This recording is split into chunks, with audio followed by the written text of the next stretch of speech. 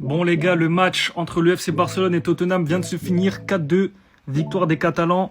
Les gars, je viens de finir le match, je suis complètement choc-barre du match que j'ai vu les gars. Je suis surtout choqué de la fin du match les gars, il y a eu 3 buts là à partir de la 80e minute, Ferran, Ansu Fati et Abdé qui ont mis les 3 derniers buts du Barça. Les gars, on va pas parler beaucoup du contenu, on va juste parler un peu vite fait de la compo de base du Barça et des enseignements qu'il y a en tiré pour le Barça et pour Tottenham.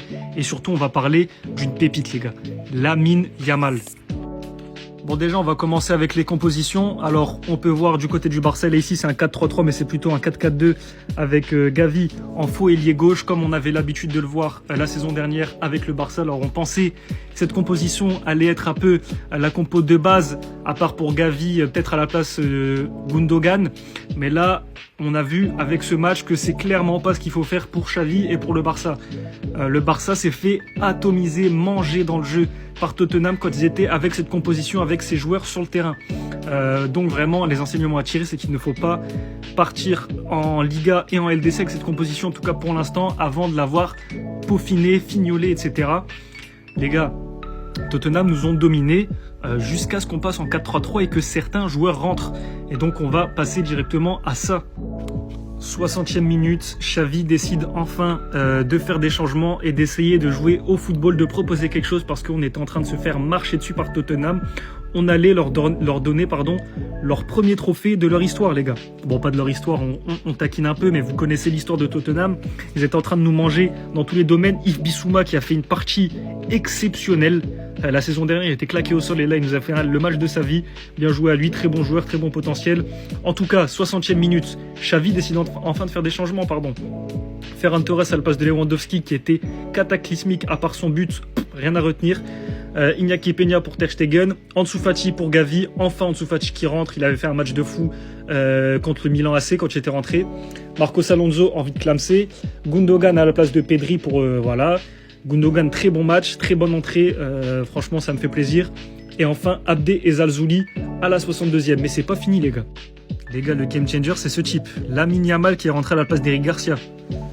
Le type a 16 ans, c'est un 2007, il a sûrement pas son brevet, il n'est même pas encore rentré au lycée ou alors peut-être il est en seconde.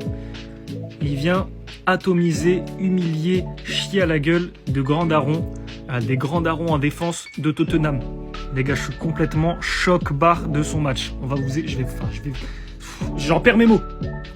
Les gars, ce qu'il faut retenir, là je vais vous mettre les actions après, ce qu'il faut retenir de Lamine Yamal, c'est une passe D pour Ferran Torres. Quoi, 1 minute, regardez, 1 minute après être rentré, c'est complètement dingue. Et 2 fois où c'est lui au départ de l'action et qui fait des dribbles exceptionnels pour finalement permettre à son équipe de marquer. Les gars, je vais vous montrer ça tout de suite. Préparez vos yeux et dites-vous bien que ce mec a 16 ans. Voilà, donc la première action, les gars, regardez. Oh là là, le dribble, il a effacé le défenseur, prise à 2, hop, il en a rien à foutre, passe pour Ferran. Ferran qui fait la passe D, Ansu Fati, exceptionnel, rien à dire. C'est qui ce mec ? La deuxième action, hop, carrément il blesse un défenseur. Le défenseur il bougeait même plus. Il était complètement choc-barre de l'action de Lamine Yamal. Petite passe à Fermin Lopez, lui aussi grand crack. Et là, passe décisive pour Abdé, incroyable. Que demande le peuple. Bref, ce qu'il faut retenir de ce match, les gars, c'est ce type-là. C'est Lamine Yamal. Et lui aussi, il faut le retenir. Parce que ces deux-là, déjà, c'est l'avenir du Maroc, les gars. L'avenir du Maroc, il est super assuré. C'est carré, franchement le Maroc ils ont pas à s'inquiéter au niveau des ailiers, mais le Barça non plus, parce qu'avec ces deux ailiers percutants, rapides, techniques, tout ce que tu veux, intelligents, les gars ils sont trop forts. Mais lui 16 ans, la précocité de Zinzin à 16 ans, Messi il avait pas encore joué avec le Barça les gars, je sais pas si on se rend compte. Et lui là, game changer contre Tottenham, équipe qui fait régulièrement des top 5 de première ligue, qui joue l'Europe, etc. C'est pas des guignols, on les traite souvent, mais c'est pas des tocards.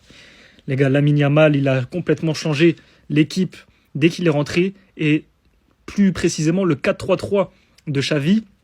Avec Ansu Fati à gauche, Ferran Torres en pointe. On l'a souvent traité, Ferran Torres, mais il était plus important, plus intéressant que Lewandowski dans ce match.